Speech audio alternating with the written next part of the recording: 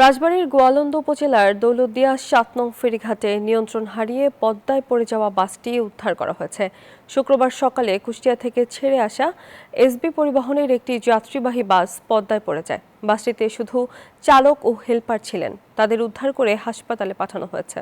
এ বিষয়ে বিস্তারিত জানাতে আমাদের সঙ্গে যুক্ত হচ্ছেন সহকর্মী মিথুন ঘোষামী। মিথুন, এই ঘটনায় হতাহতের কোনো খবর পাওয়া গেছে কিনা জানাবেন।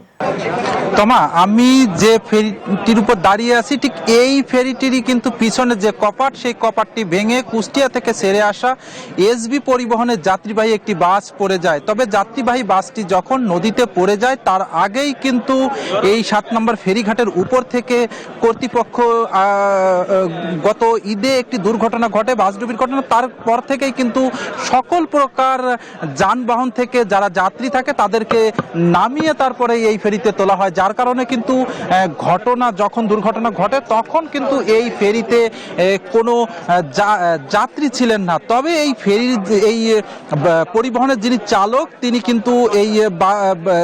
তিনি এবং তার যে সহযোগী তারা দুজন ছিলেন এবং নদীতে বাসটি যখন পড়ে যায় কিছুক্ষণের মধ্যেই বাসটি অদৃশ্য হয়ে যায়। তবে সেখান থেকে কিন্তু যাত্রী না থাকলেও চালক এবং চালকের সহযোগী উপরে উঠে আসতে সক্ষম হয় এবং তাদেরকে কিন্তু পাশের যে উপজেলা স্বাস্থ্য কমপ্লেক্স রয়েছে সেখানে নিয়ে যাওয়া হয়েছে। বাসটি ইতিমধ্যেই ফেরির উপর তোলা হয়েছে। বাস থেকে কোনো যাত্রীর কিন্তু এখন পর্যন্ত পাওয়া যায়নি। অর্থাৎ বলাই যায় যে এই ঘটনায় এখন পর্যন্ত কোনো নিহতর ঘটনা ঘটেনি। তবে চালক এবং চালকের সহযোগী তারা দুইজন কিন্তু আহত হয়েছেন। মূলত এতটুকুই ছিল আমার কাছে গোয়ালন্দ থেকে বাসডুবি সর্বশেষ তথ্য।